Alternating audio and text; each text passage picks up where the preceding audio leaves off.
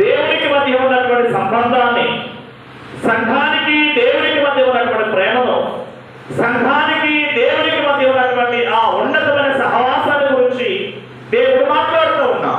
చాలా జాగ్రత్తగా ఆలోచన చేద్దాం. దేవుని ఉద్దేశం ఏమిటో ఫలించాలని, దేవుని ఉద్దేశం ఏమిటంటే అంటే మనం అందరం కూడా ఆశీర్వదించబడాలని, దేవుని ఉద్దేశం ఏమిటంటే మనమందరం కూడా దేవుడితో కూడా కలిసి నడిచి ముందుకు వెళ్ళాలని దేవుని ఉద్దేశం. హల్లెలూయా.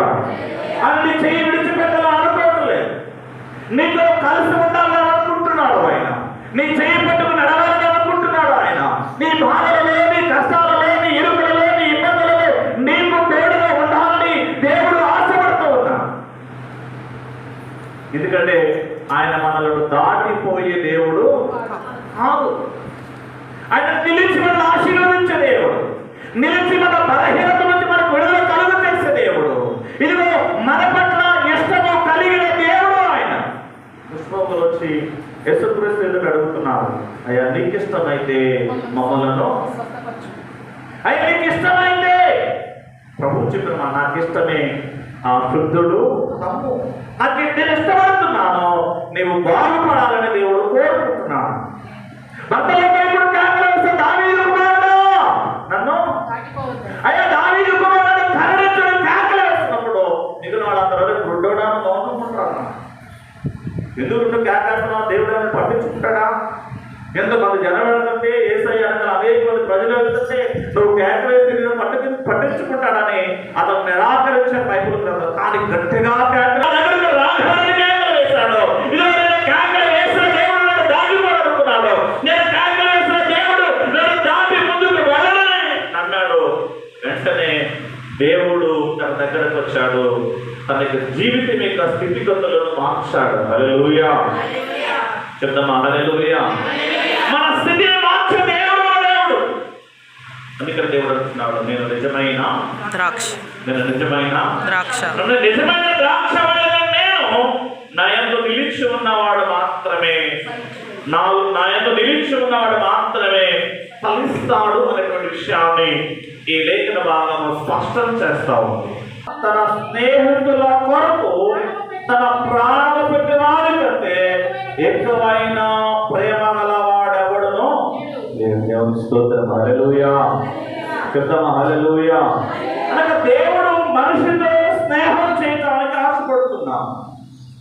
ఎవరితో స్నేహం చేయాలనుకుంటున్నాడు? ఎవరితో స్నేహం చేయాలనుకుంటున్నాడు? ఎవరైనా బైబిల్ చెప్తుంది, వేసే అని ముద్ర వేయబడిన రాహబు కూడా పరిశుద్ధురాలుగా మార్చబడడానికి దేవుడు కృపను దయచేశాడు. హల్లెలూయా. పాపి అని ముద్ర వేయబడినటువంటి జక్కయ్య, పాపి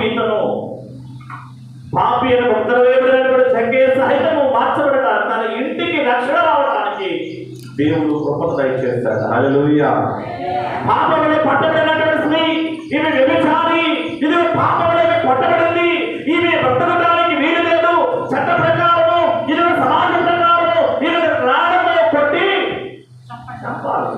పుడుతూ ఉన్నారు, రాడతో కొడుతూ ఆమె కరువులు తెచ్చిస్తా ఉన్నారు. యేసు చెప్పిన మాట, మీలో పాపము చేయనివాడు మొదట, మీరు ఎవరైనా పాపం చేయనివాడు అన్నట్లయితే ఇవి పాపం అంటున్నారు కదా, ఇవి పాపం వదిలేస్తారు కదా, ఇవి పాపని మీరు అందరూ కూడా ఇది నిర్ధారణ చేస్తారు కదా, ఇది న్యాయం ప్రకారం పాపి అని మీరు అందరూ కూడా ఆలోచన చెప్పడానికి ప్రయత్నం చేస్తున్నారు కదా. ఇప్పుడు రండి, మీరు పాపం లేని వాడు మొదట ఇప్పుడు కూడా సాహసం చేయలేదు. ఇప్పుడు అంటున్నాడమ్మా, ఎవరు నీ మీద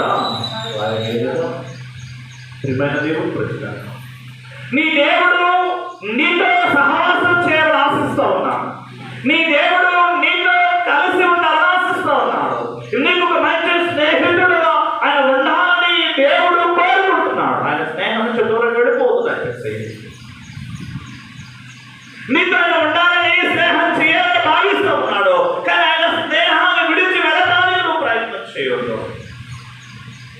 వెళ్ళటానికి, స్నేహం విడిచి మనం వెళ్ళటానికి ప్రయత్నం చేయటం అంటే దేవుడి మాట నిరాకరించడం, దేవుడి మాట ఆలోచించకపోవడం, దేవుడి మందులో